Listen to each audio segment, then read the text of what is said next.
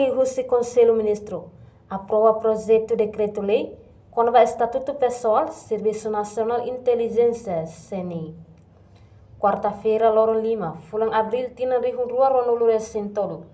Li Husi reunião Conselho Ministro, nebe halau iha Palácio Governo Dili, lidera Husi Vice-Primeira-Ministra Armanda Berta.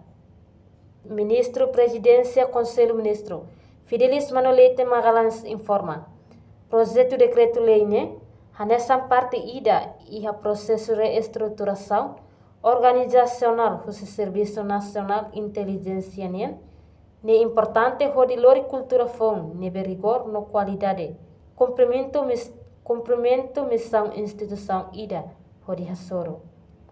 Hoje, o Conselho Ministro aprova o projeto de decreto-lei com o Estatuto Pessoal do Serviço Nacional de Inteligência.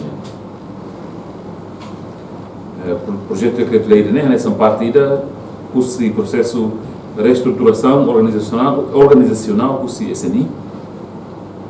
Não é um instrumento importante de lori cultura fun, nevema que holi rigor, qualidade e cumprimento missão instituição nenia rasik. O Estatuto Pessoal sei localizamos para heri carreira especial e a SNI de lá.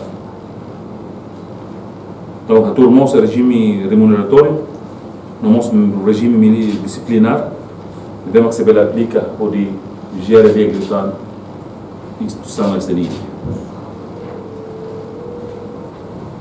Além de recrutado efetivo Husi modalidade de nomeação e a carreira especial, permitemos recrutamento Laos dit para funcionário SIRA, nebe apoio administrativo no técnico.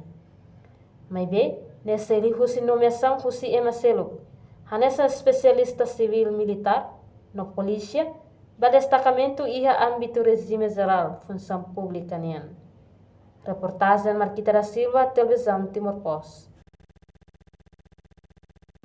Janela Informação by Emma Hotu.